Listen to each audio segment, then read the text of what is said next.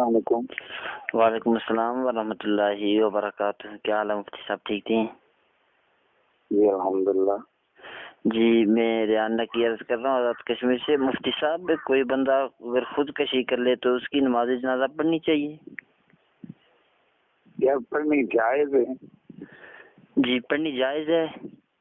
جی جی اچھا ٹھیک ہے۔ تو مفتی صاحب ایک اور مسئلہ تھا، اس کی تھوڑی سی رہنمائی فرما دیں۔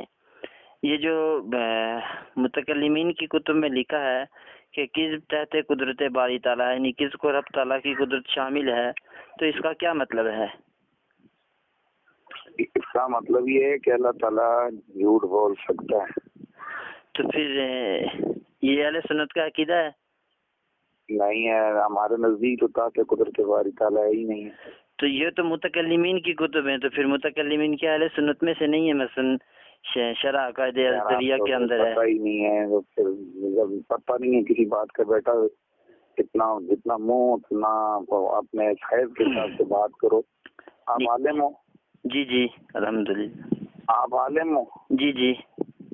تو آپ بتاؤ پھر کس نے اہل سنت میں سے لکھا ہے کہ جھوٹ تحت قدرت باری تعالیٰ ہے؟ یہ شرح المواقف میں بھی لکھا ہے، شرح عقائد جلالیہ میں ہے، اور مسلم الثبوت میں بھی ہے، 3 کتابوں میں ہے۔ عبارت پڑھو۔ عبارتیں ایک منٹ ٹھہرنا۔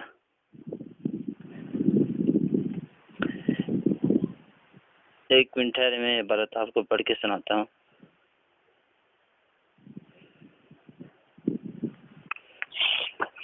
جی